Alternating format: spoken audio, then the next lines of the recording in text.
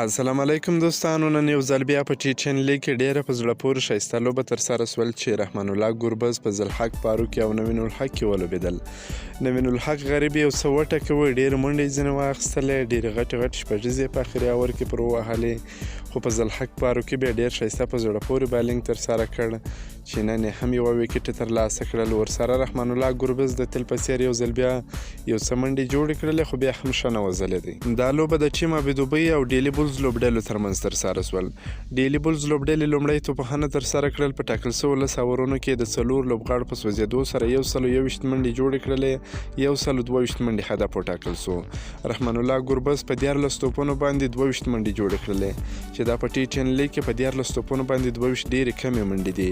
دی باید ښه توپخانه ترسره کړي چې دا ټي ټین لیګ دی، دا د غټ شاټونو لیګ دی، دلته باید هر لوبغاړی خپل ځان ثابت کړي، ښه وځلیږي.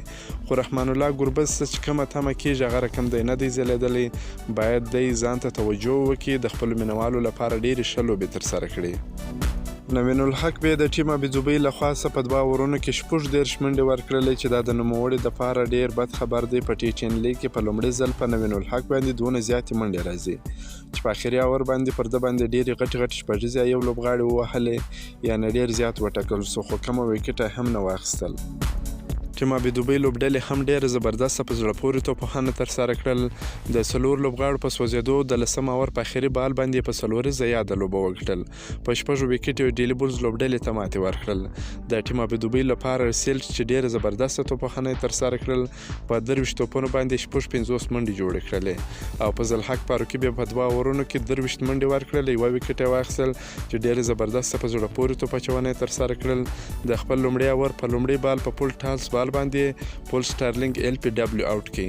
نو که مو دا ویډیو خوښه شوې، ویډیو در سره لایک کړئ، که په دې چینل کې نوی د چینل هم در سره سبسکرایب کړئ. د نور تازه معلوماتو لپاره هم زموږ سره اوسئ. تر بلې ویډیو پر د الله په امان.